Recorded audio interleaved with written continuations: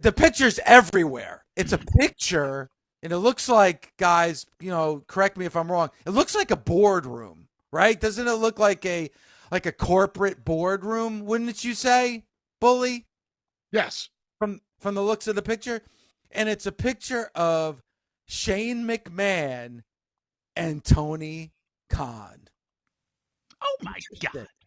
Interesting. Now, listen, let's break it down. Maybe randomly at an airport, Shane McMahon bumped into Tony Khan and they started a conversation between the two of them, found they had a couple of things in common, went to McDonald's, got a QPC together, if you know what that is, quarter pounder with cheese, and now they're friends. And maybe Shane McMahon met Tony Khan for lunch.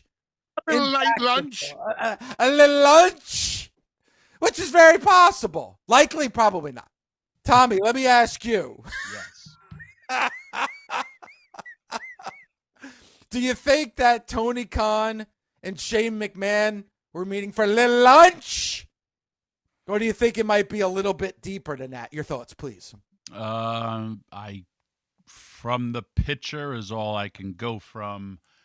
I don't think, and there was Tony Khan looks happy in the picture, by the way. You look at the picture, Tony Khan looks very, very happy. Let me ask you, wouldn't you be happy? If you're sitting at hey, there was rumors. I think even Mercedes Monet went out there and said she talked to Shane or something like that, or they saw each other in an airport and said you should talk to Tony Khan. I think that was a thing that she put out there when the whole Shane McMahon to AEW thing went down. Shane McMahon, for his business acumen, would be an amazing addition to AEW. Shane McMahon was the leader and forefront for WWE.com and, really helped push the internet to WWE when the internet wasn't a thing. Shane McMahon is a businessman. Shane McMahon is an asset to any company he works for. And I'm not talking about Shane McMahon, the character. I'm talking about Shane McMahon, the businessman. The character, like I said, if you're just going to come in and just be straight up a talent, that will be, I don't want to say a heavier pill to swallow because, Shane paid his dues in the wrestling industry, but Shane, he had probably a harder boss, would have been his father. But at the end of the day, your last name is still McMahon, and you can, I don't want to say get away with things, but hey, if something happens, at the end of the day, you're still has the same last name as the owner. That doesn't exist anymore. That picture alone is starting to break the internet and starting scuttlebutt and innuendos, whether it was just a meeting, whether it was a get to know you, whether it was other business dealings aside. Hey, you never know. But those are for the two people to discuss when they want to discuss them. And, however that picture was taken, whomever that picture was taken, if that picture was taken and not with, I don't want to say with consent, with, hey, am I allowed to post this? That is very bad. When people ask me, and I know Bully's the same way, when people ask me for phone numbers, I say, cool, let me ask to see if they want their phone number or their contact. Same. That does not happen with everybody. When people take a picture and post it right away, and I'm not talking fans, I'm talking your friends, I'm like, huh? It's again, must be a different era. But I've also, if we're taking a picture that's supposed to be between us and private, I would always ask somebody, hey, do you mind if I post this? And whether they say yes, and it's no offense if they say no, but I'm not from that generation where everything happens in real time and I go out there and post a picture. To answer your question, do I think they were having lunch together? Possibly lunch. There's lunch meetings, breakfast meetings, dinner meetings, just meetings, just getting to know yous. Or I've had meetings with people, and if It went absolutely nowhere. Hey, thank you. You also don't know what it's could be about. Shane McMahon is what I would define as a wartime consigliere. That's somebody that's been there, done that, knows what it's like, knows what it's like to go through the ebbs and flows. Go ahead, Bully. That right there is the most important thing, because what have I said for the past couple of months about AEW? People are like, hey, Bully, how come you don't bust the WWE's balls when their ratings aren't as good? And why don't you blah, blah, blah?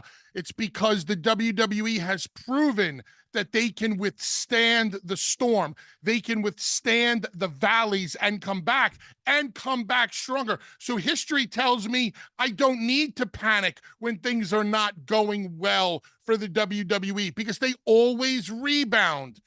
AEW is in its first rebound phase. It's in its first valley phase. So that's why I concentrate on it and what they can do or what they have to do to come back.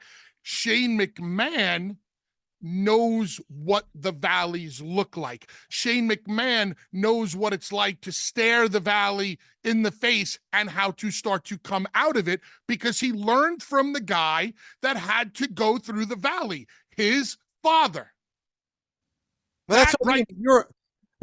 In essence, Tony Khan's a rookie. So when you're going through something the first time, you feel like the sky is falling, where Shane McMahon could come in and be like, dude, don't worry. This is just part of the process. You're going to have to weather this storm, because believe me, it's going to look much better on the other side. Bully, sometimes you just need that person by your side that's going to be like, hey, I've been there, done that experience. And Tony Khan does not have, well, he does. He does have one person there, I believe, that he could be leaning on for the valleys. Jericho? JR. There's no talent there that can help you. JR was side by side with Vince during tumultuous times. JR knows what it looks like from the office's point of view. So if that is the job description, or why Shane is there to help Tony with some of the, the things that are going on right now that Tony can't figure out. Why is this happening? Why does it seem like people show up on one Wednesday night, but then they disappear on another Wednesday night? Why are the houses good in this city, but not so strong in this city? Whatever it is, Shane can give some definitive answers, because the WWE was running the Mid-Hudson Civic Center for Monday Night Raw at one time, which holds 2,500 people. The Manhattan Center, which holds 1,000 people. And if the WWE had to tomorrow, they'd go back to those same venues, because the show must go on. And Shane knows how to keep the show going without hemorrhaging money. No, but in that essence, when you're a new company, you're not going to have that Pat Patterson, because that relationship isn't going to be there. I like what you're saying about Jim Ross. But if Shane McMahon is somebody that's going to come in gung-ho saying, hey, man, I want to help. I still want to do this. I want to help. I know I can help this situation that you're in, and we can be bigger and better on the other side. If I'm Tony Khan, I'm all ears. I'm listening. Tommy, we saw it with the New York Yankees with George Steinbrenner. Things kind of fell apart with the Yankees in the 80s. They needed a Stick Michael. They needed a Gene Michael to come in and kind of help and bring up those younger talents. And what did that do? That made them a powerhouse by the late 90s and the early 2000s, where they were back being on top again.